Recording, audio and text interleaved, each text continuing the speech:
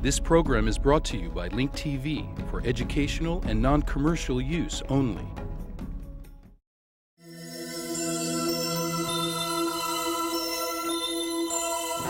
Mosaic, a daily news program from Link TV, presents a selection of news reports from independent and state-controlled broadcasters from throughout the Middle East.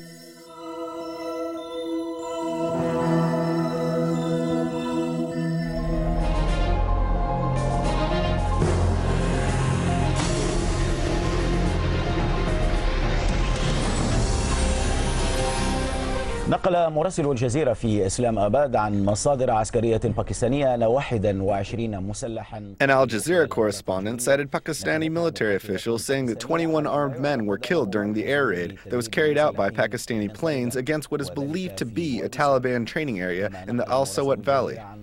An Al Jazeera correspondent also cited Pakistani police, saying that another explosion targeted a police vehicle transporting prisoners in Dir in northwestern Pakistan.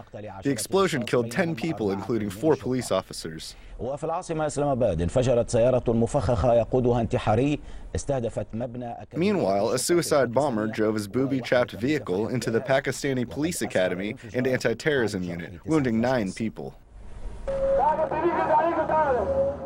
Security officers are everywhere, but on the ground there is no security. Suicide bombers launched attacks in Islamabad once again in the Dir area. The common targets of these attacks were security officers. Meanwhile, more than 20 people were killed by airstrikes in the Swat Valley. One attack was carried out in Islamabad by a suicide bomber who drove a booby-trapped vehicle. The explosion transformed the residential area, which was the home of about 200 security officers, into rubble. The fact that the security officers were at work at the time of the explosion is the reason why the number of injuries is relatively low. We received warnings in advance, so we prevented cars and individuals from entering the police complex. However, one man drove a car to the complex and took out 2 boxes of sweets. He put one box outside the building and gave the other one to the security guard. We are investigating this vehicle and the boxes of sweets. Rescue operations went on for hours after the explosion. The devastating effects of the attack were very clear at the site and in the surrounding area. The car that was used in the attack was destroyed, with nothing left of it except small and scattered pieces. This shows that a huge amount of explosives were used. Eyewitnesses talk about some of the decisive events they saw.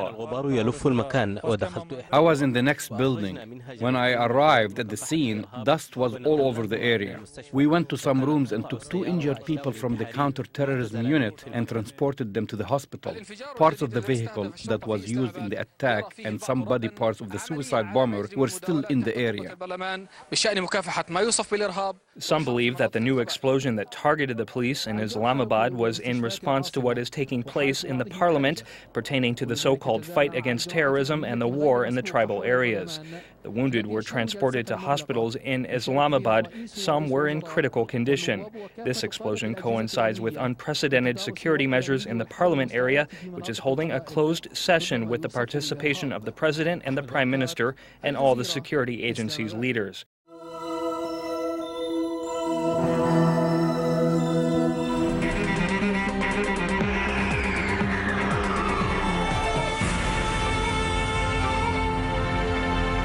أهلا بكم. بعد 9 أيام على اختفائهما أعلنت وزارة الخارجية السورية Welcome. 9 days after the disappearance of the American journalists, the Syrian Foreign Ministry announced that they were being held in Damascus for entering Syrian territories illegally with the help of a smuggler. The 2 missing persons are Holly Camila, an intern for the Jordan Times newspaper, and Taylor Locke, who is a journalist for the same newspaper. The statement by the Syrian Foreign Ministry said that an investigation was underway to discover the reasons for the journalists' entry into Syria without an official visa. The journalists will be turned into the U.S. Embassy in Damascus as soon as the investigation is complete. The U.S. Embassy in Damascus confirmed it was officially notified of the incident of the 2 detained journalists and was currently confirming their identities.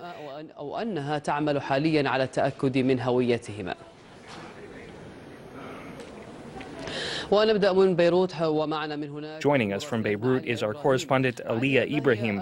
Aliyah, what was the latest news you've received, whether from the U.S. Embassy or from your own sources? يعني بحسب ما علمت السفارة الأمريكية أبلغت قاضي التحقيق اللبناني أن الصحفيين الأمريكيين موجودان. As far as I know, the U.S. Embassy notified the Lebanese head investigator that the 2 U.S. journalists were now being held in Damascus.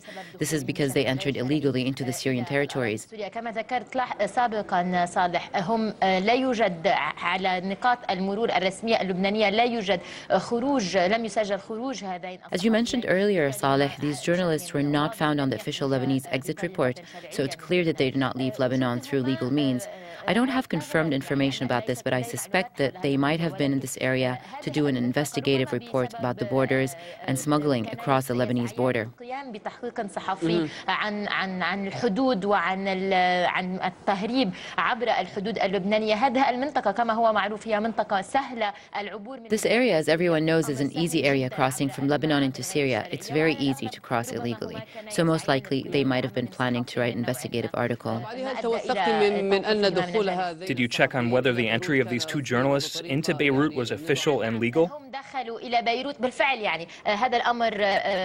Yes, definitely. That was clear. They came from Jordan and entered Beirut through the airport. So this was official, but they left by land without a permit to enter into Syria. البرية عبر المعبر البري وهم ليس لديهم تأشيرة.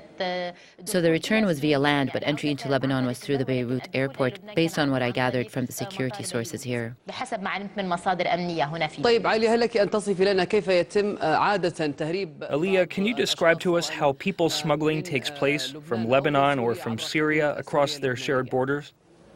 يعني صالح بالفعل أنا كان لي زيارات خلال الفترة الماضية إلى المنطقة. I have visited the areas at the border of northern Lebanon, and smuggling happens easily across the border at different areas across the northern border and likely the other borders too. مختلفة على طول الحدود الشمالية وعلى الأغلب على طول الحدود الأخرى، ولكن أنا ذهبت إلى شمال لبنان. But I went into northern Lebanon, and in spite of the placements of the soil barriers in many areas, it's very easy to cross them. I was told by the locals that passage across happens automatically many times a day. So it's not a difficult matter at all.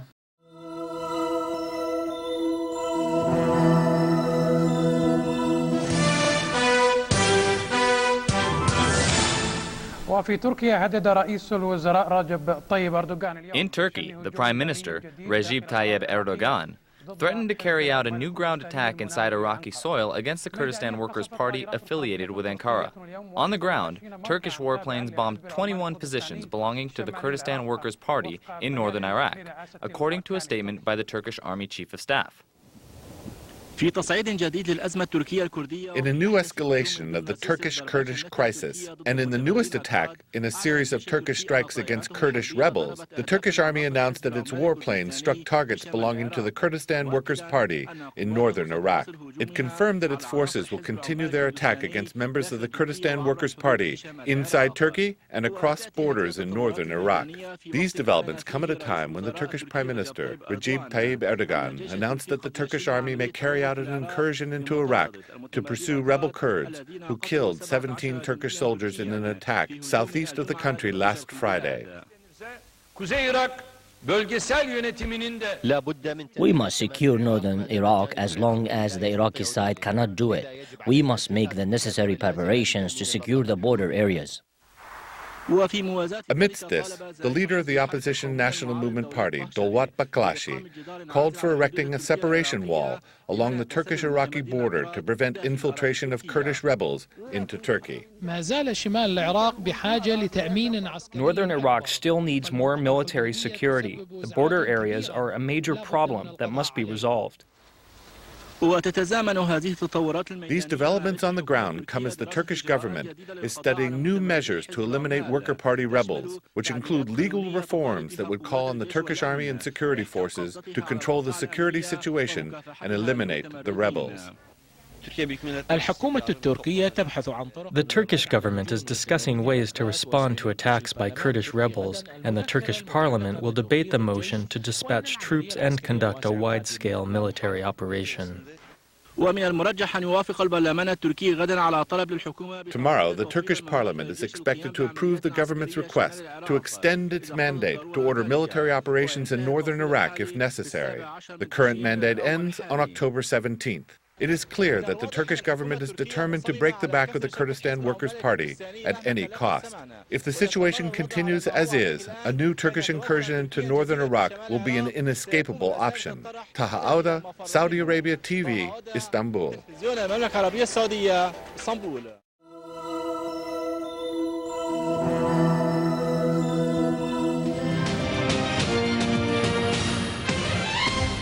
بين حماس وفتح طريق طويل يستدعي من الذين يسلكونه الكثير. The road to reconciliation between Hamas and Fateh is long. Those who are trying to work through it must have a great deal of patience and tolerance if they want to reach the shores of safety. The two movements must make significant compromises and give up the strategy of arm twisting and defiance. The two movements must also forget the past and return to national unity so that they can face possible events that may arise on the road of negotiations with Israel and its new government. The Cairo summit between Hamas and Fateh is an opportunity to make significant achievements if they exhibit transparency and commitment.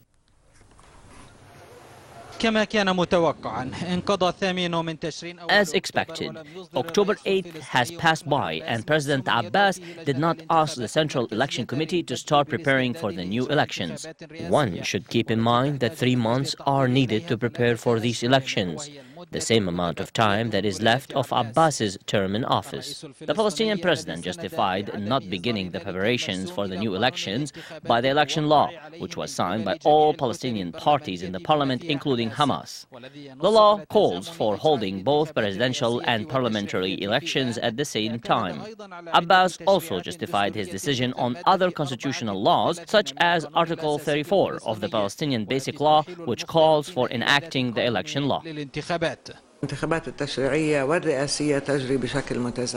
The parliamentary and presidential elections must be held at the same time. Elections can be held if the presidential office should become vacant, which happens if the president dies, resigns, or becomes unfit to hold office. The Basic Law says that the election law is the point of reference for the election process.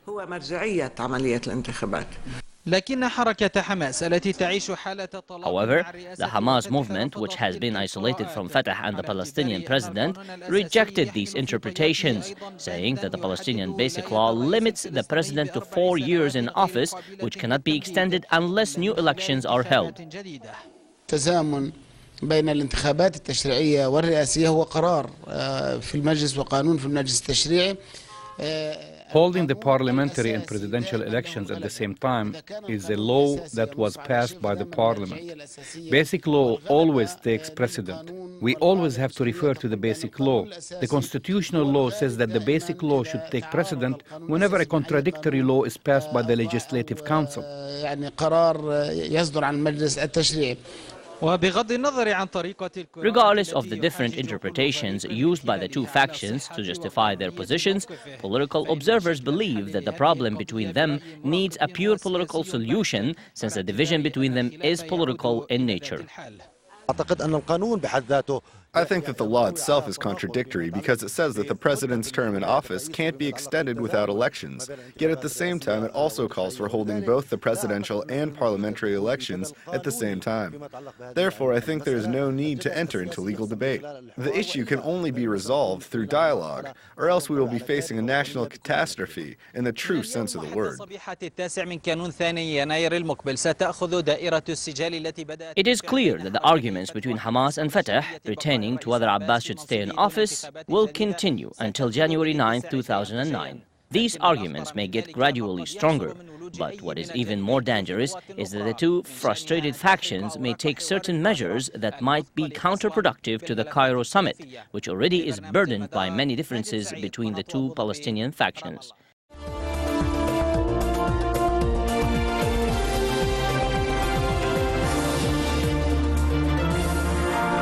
نزيف الأسهم كبد الكويتيين خسارة فاقت 60 مليار دولار في 4 أيام. Plummeting Kuwaiti shares led to the loss of over $60 billion in 4 days, reminding the Kuwaitis of the stock market crisis in the 1980s.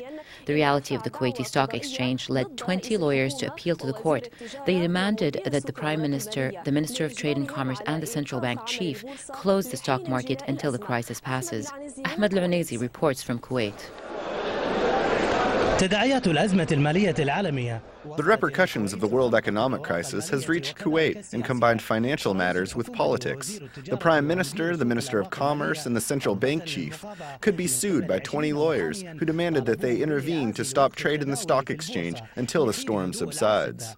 They reasoned that continuing to trade will lead to the bankruptcy of most Kuwaitis, leading to dangerous social and economic conditions.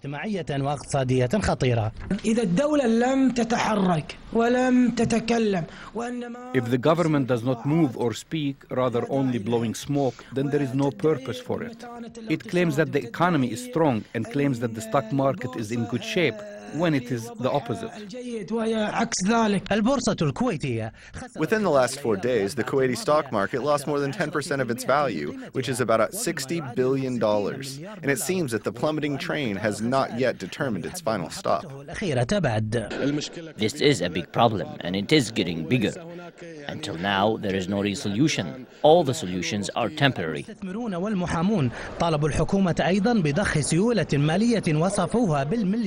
The investors and lawyers also called on the government to pump trillions of dollars to protect the market and small investors, who are the biggest losers in this crisis. Investors are waiting between the plummeting stock market and the government's reassurance of effective solutions. According to observers, this is a new market crisis that resembles the crisis of the 80s, which the Kuwaitis know very well. Ahmad Al-Nazi, Dubai TV, Kuwait.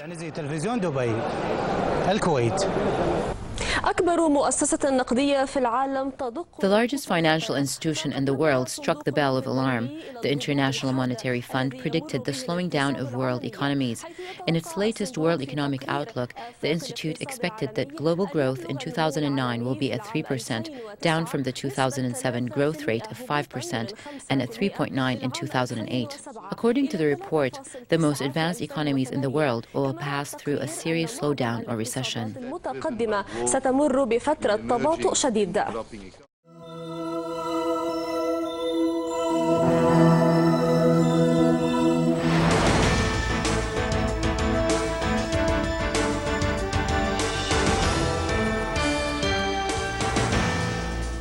The Iranian president, Mahmoud Ahmadinejad, said that the West's economy will totally collapse. Meanwhile, Iranian officials confirmed that their country's economy will not be affected by the global financial crisis, because it depends on domestic production and doesn't use the dollar in its trading.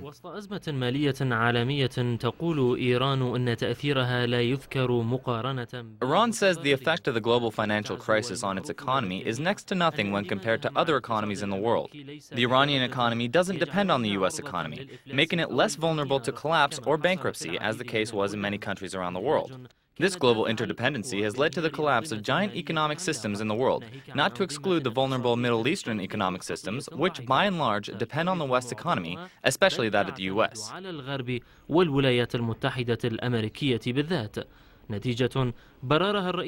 Meanwhile, the Iranian president, Mahmoud Ahmadinejad, said the global financial crunch is a normal reaction after the collapse of the imperialist economy and its failure in leading the world. They are portraying the West as heaven on earth. Now, look what is happening to them. They have begun to collapse, yet they are continuing to distort the truth. Take note, what is happening to them is much greater than what they are saying. Imperialism proved itself to be wrong. Hence, they must change their faulty policies.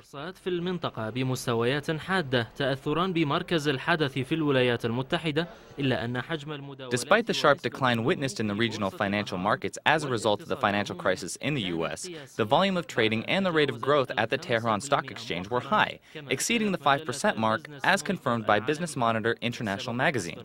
According to experts, the positive performance by the Tehran Stock Exchange is due to the independence of the Iranian financial market from the global market and due to the absence of U.S. investments in Iran. In addition, the Iranian market is relying on currencies other than the dollar in its imports and exports. We were not affected by this crisis, which began to surface since Bush Sr. was in office. Now it's spiraling out of control. If this crisis doesn't end quickly, it will impact the price of oil. So far, we don't have any problems, and our economic growth is ideal, especially in the stock market. A correlation exists between the financial situation in Iran and that outside of it. While countries, one after another, continue to suffer dire financial shortcomings, Iran is saying it's in good hands provided that the oil markets remain unchanged. Ahmad Al-Bahrani, Al-Alam, Tehran.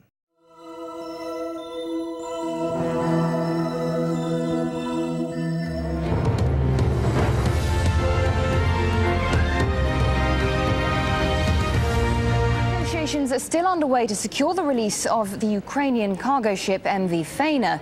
The vessel laden with tanks and other heavy weapons is still being held off the Somali coast by pirates. Our correspondent Mohammed Ado has recently returned from the pirates' lair in the semi-autonomous region of Puntland, and he joins me now on the line from neighbouring Djibouti. Mohammed, what can you tell us about the negotiations? Well, Mariam, the negotiations are still on. The standoff continues, though there are reports that a deal is in the offing.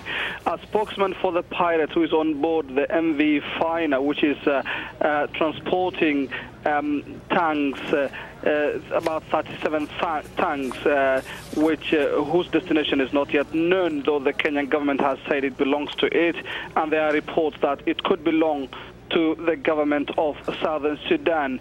Right now, there are reports that a deal has been agreed upon. Up to $8 million is what is expected to be paid to the pirates. There is, up until now, no independent confirmation. Mohammed, you've just spent some time recently in the Puntland region. You've met with many of the men who carry out piracy. What did they say? Well, I met convicted pirates, and I also met pirates who are waiting to be tried in the courts in Puntland. Up to a half of the inmates in the main prison in Bosaso, that's the main Puntland port city, are suspects of piracy. And the people I spoke to did not look remorseful. They were unrepentant. They were saying that they had gone into this business of runs, of piracy and hijacking vessels plying Somalia's waters, because there was a lot of illegal fishing in Somalia's waters, and they were fishermen, and when they could not get fish in Somalia's waters, they said the only option for them was to go and look for these international ships from different parts of the world and take them and hijack them.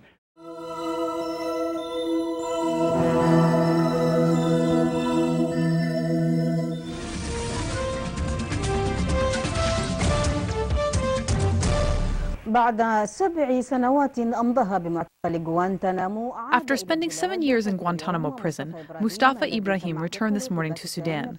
Ibrahim was arrested in Pakistan in 2001 in the aftermath of the September 11th attacks. Ibrahim was greeted at the airport by several officials from the Sudanese Foreign Ministry and representatives of the various security agencies. This news comes as a result of intensive efforts exerted by the Sudanese government, which negotiated his release with the U.S. authorities. In an exclusive interview with the Sudanese television network, Ibrahim hailed the Sudanese government's efforts, which led to his release. Meanwhile, the state official in charge of the Guantanamo file in the Sudanese Foreign Ministry, Ambassador Mohammed Omar Musa, confirmed that Ibrahim's release came after intensive negotiations between the Sudanese government and the U.S. authorities. Musa added that Khartoum will continue exerting efforts to help free 3 other Sudanese citizens who are being held in Guantanamo prison.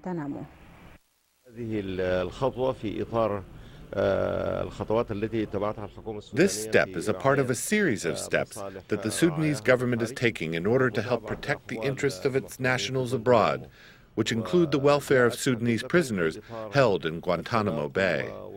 Due to intensive efforts and serious consultations between the various government institutions on one side and the U.S. authorities on the other, several detainees, including Sami al-Hajj, have been released from Guantanamo prison. Today, our brother Mustafa Ibrahim arrived in Sudan. His release was a result of the ongoing efforts and consultations between Khartoum on the one side and the U.S. government on the other. Amidst the greetings of his family and friends, the former prisoner of Guantanamo, Mustafa Ibrahim, returned today to Sudan, setting foot on Sudanese soil for the first time since he was arrested in 2001. Ibrahim was reunited with his family and relatives after many years of painful waiting and suffering. Thank God. These were the first two words said by Mustafa Ibrahim, who was released today from the notorious Guantanamo prison, where he has seen and heard during his 7 years of captivity what has not been seen by an eye nor heard by an ear. Ibrahim, just like other Guantanamo prisoners, was held without being charged or placed on trial. He appeared cheerful but held back deep sadness for leaving behind many brothers whose human dignity has been violated as they continue to endure all forms of humiliation and abuse. I would like to express my gratitude to the Sudanese government and the Sudanese people, as well as to all institutions that helped secure my release. Thank God and praise the Lord for his blessing, generosity, and grace. The prayers of his parents and relatives, as well as the prayers of his nation, along with the efforts of the Sudanese government, have all helped to bring Ibrahim out of the dark dungeon of Guantanamo. These prayers also gave him the patience, the power, and the will to rise above his ordeal and face his fears. It was not easy to secure the release of our brother Mustafa. We ask God to bless us and bring back the other 3 brothers we still have in prison. We hope they will be with us very soon, God willing. Ibrahim, who says he remains spiritually committed to his brothers whom he left behind in prison, seems to be energetic despite the years of abuse and heinous treatment he was subjected to in Guantanamo. Thank God for this grace, which no one but those close to Mustafa Ibrahim can feel. We are very happy to receive this day, which brought Mustafa back to us. Thank God, he is now free from those merciless oppressors.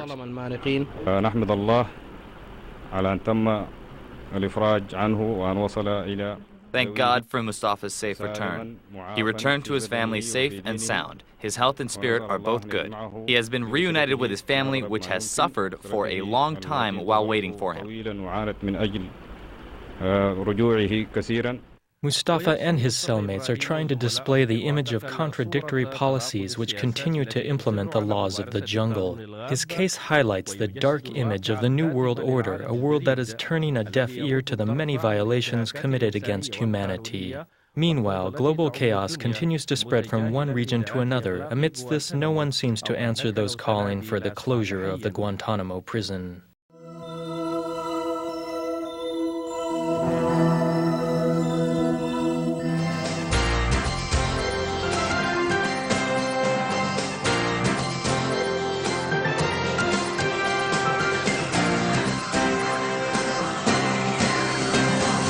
Ahead of the 35-year anniversary of the 1973 Yom Kippur War, the Defense Ministry today released classified testimony given to the Agranat Commission, which investigated the failures of the war effort.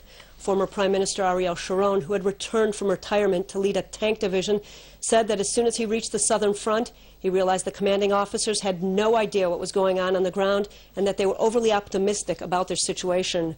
Sharon also testified that troops were lacking ammunition and arms. Head of the Southern Command, General Shmuel Gorodish, testified that he received conflicting orders from General Headquarters. Gorodish was eventually relieved of his command and was deemed one of those responsible for the IDF's failures during the war. A traditional ritual was taking place across the country and around the world. The Kapparot ceremony involves holding a chicken over one's head and swirling it in a circle 3 times.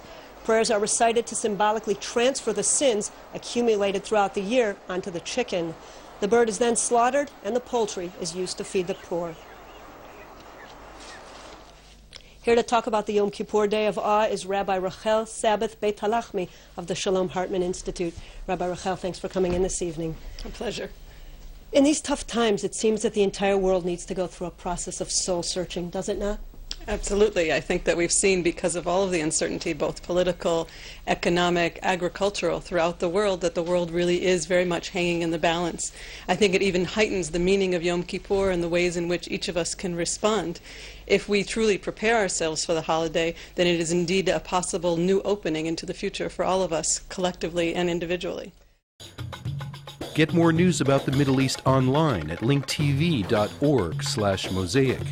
The Mosaic webpage offers a complete archive of Mosaic programs, program transcripts, the Mosaic Video Podcast, and the Mosaic Intelligence Report, a weekly analysis of the hottest stories from the Middle East. The views expressed on Mosaic are those of the participating broadcasters, not Link TV or its sponsors.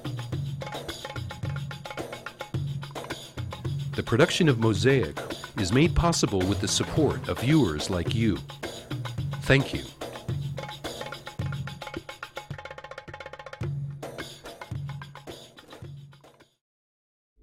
This program was brought to you by Link TV for educational and non-commercial use only. Link TV is the only U.S. television network devoted to global and national news, with uncompromising documentaries and diverse cultural programs which connect you to the world.